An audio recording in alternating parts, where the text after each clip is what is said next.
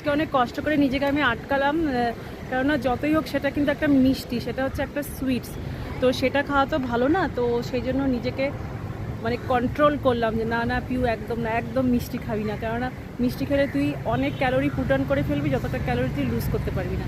তো চলো এখন হেঁটে নিই। প্রতিদিন সকালে তো হাঁটার সুযোগ পাই না, ইচ্ছা থাকলেও উপায় হয় না।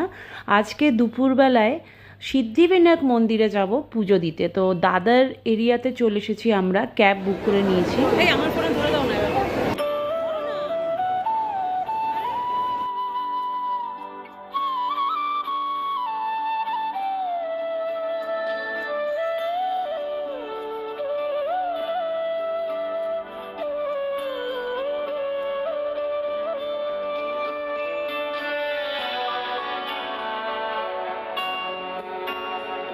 That's all for today's video. Hope you like it.